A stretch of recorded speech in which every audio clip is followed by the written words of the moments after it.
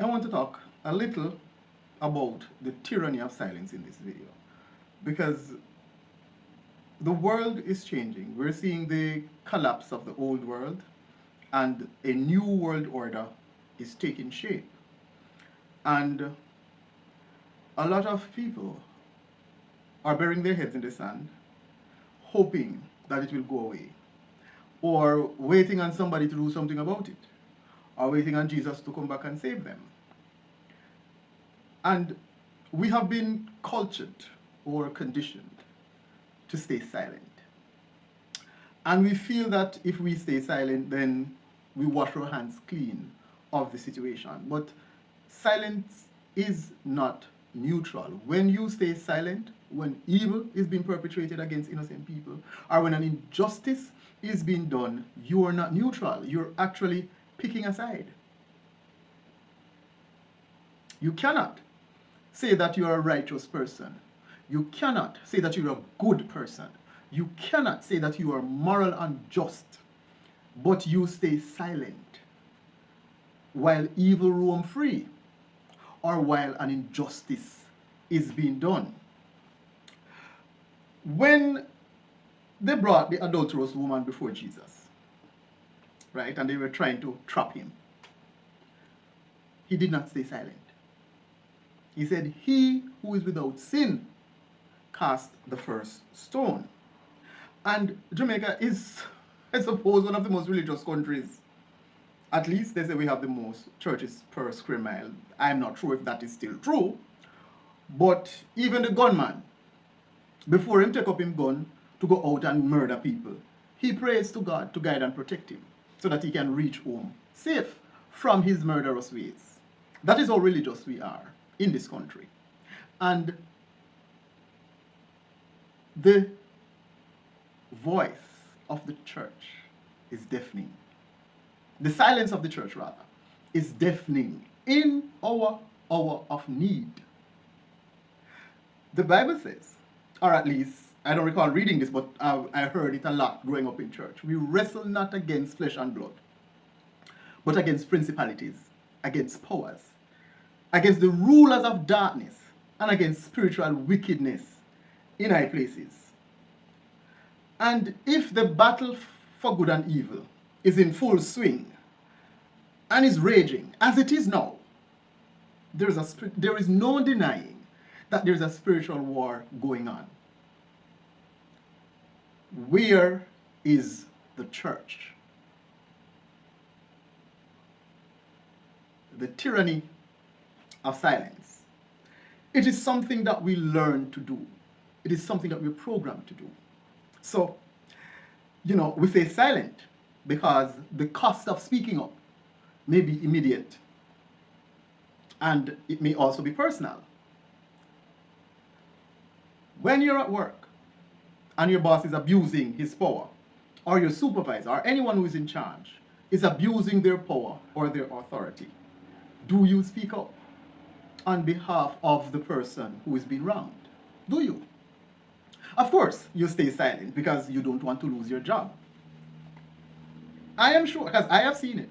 And this is why I am always problematic in the workplace, because I don't sit by and allow an injustice to happen. That's why I left my last job. That's why I resigned, because I refuse to participate in an injustice. I am not going to be an accomplice in your fuckery. And if I am saying I am an honest person, if I am saying that I am good, if I am saying that I am just, if I am saying that I have morals and ethics, you cannot be good, just, moral, and ethical when it is convenient. That's not how it works. If you're a good person, you're a good person all the time. If you're a moral person, your morality is on display all the time. And the only way you can know if you're honest is when you're put in a position to be dishonest without consequence.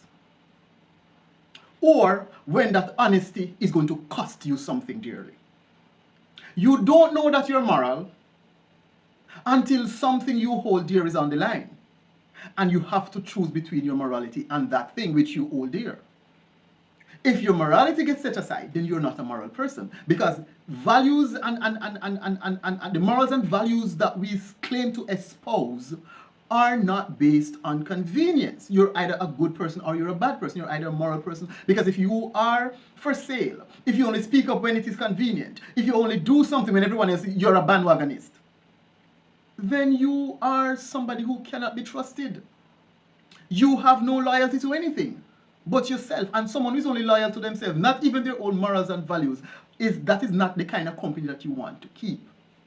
So this deafening silence as the world burns in 2026 is a chilling indictment on us as a species. And that is why I am making this video today. But it is something that we are cultured to do. I see it all the time. If you don't have any skin in the game, my friend messaged me yesterday and said, boy, I owe you an apology. I'm like, what the hell are you apologizing for? I don't recall, anything came up where, and he's like, this 2030 agenda thing that you've been talking about since 2020, I now realize that you weren't crazy. You're actually telling the truth. I am, because no, I am being, that was what he said. No, I am being personally affected by it. Because, he realized, because much of the things that Donald Trump is doing, I kind of foreshadowed. That was kind of like a binja. And he's like, no, I'm seeing the things that you were saying coming to pass, and no, it is impacting me. And it's like, it's kind of like, it is one of those things where when people are not immediately affected by something, they kind of just brush it off. Oh, there was a Category 5 hurricane in Jamaica. Okay, you're fine where you are in England. And if you don't have family in Jamaica, if you don't know anybody who is Jamaican, it's kind of like, oh, well, wow, that's such a, that's so bad. But life goes on for you, right? You sympathize and empathize, but not really. You're sympathizing and empathizing because that is the way you think you're supposed to act and behave, not how you genuinely feel, and life goes on for you. It is not until the trouble reach your doorstep that you're going to lend your voice to the cause. And as I said to him, I'm like, but when it reaches you, at that point it is too late. Because if I am warning that the enemy is on the way, you cannot wait until the enemy is inside the gates to start preparing for battle. At that point, we are now a conquered nation. Any resistance at that point is going to lead to your demise. You may as well surrender because you're going to die. You're not prepared for battle. I always hear people say God is in control. And I'm looking at the state of the world. I'm like, how the hell you believe that? The cognitive dissonance that it takes for you to believe that God is in control of this fucking place is astounding to me. Because if he's in control, he's doing a piss poor job at it. He's definitely terrible at managing this shit. So you probably need to give it to somebody else. And I'm sure no one is going to say that they're satisfied with the state of affairs of the world. And you may delve into, the cognitive dissonance might kick in and you say, oh, well, everybody have free will. But then if that is the case, then God's will cannot be done because our will going to override him anyway, and it's still going to go back to the point that he's not in control. So anyway you slice the argument, we come up with these excuses to stay silent. And until we realize that we have skin in the game, that is when we decide to lend our voices, and at that point, it is too late.